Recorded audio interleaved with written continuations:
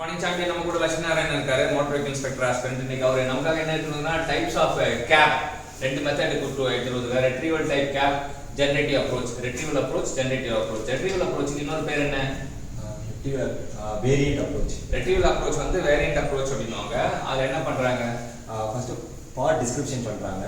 அது வந்து GT code ஆக்குறாங்க. அதுக்கப்புறம் ப்ராசஸ் பிளான் ரிட்டர்ன் எடிட் பண்றாங்க. அது எங்க இருந்து கிடைக்குது? அது வந்து நமக்கு மாஸ்டர் பிளான் கிடைக்குது. கடைசியா நமக்கு கிடைக்கிறது அது ப்ராசஸ் பிளான் கிடைக்குது. இதுதான் இந்த மெத்தடோட layout, retrieval or variant approach. இதுல என்ன சொல்றாங்க? என்ன சொல்றாங்கன்னா this approach uses a group technology code to select a suitable process plan from the existing master plan developed for each part family and edit to suit the requirement of the part. Hence the parts are grouped into families based on similarities and each group has a master plan suite. So என்ன சொல்றாங்க? This approach uses a group technology code, GT code. அப்படிதான் first to select a suitable process plan. நம்ம நோக்கம் வந்து suitable process plan, ஆனா அதுக்கு வந்து input வந்து GT code.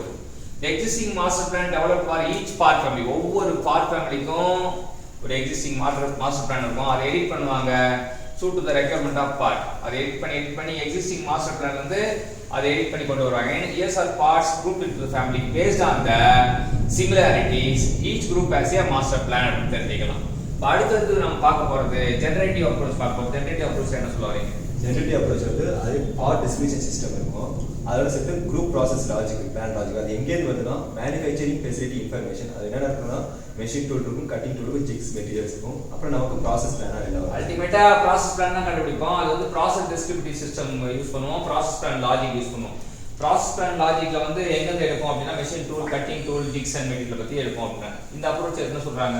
இதுல என்ன சொல்றாங்க? this approach a process plan is prepared without any manual work னு சொல்லிருக்காங்க. சோ மேனுவல் வர்க் எல்லாம் பண்ற ப்ராசஸ் தான் தெரிஞ்சுக்கலாம். This system contain the logic to use manufacturing database and suitable part description.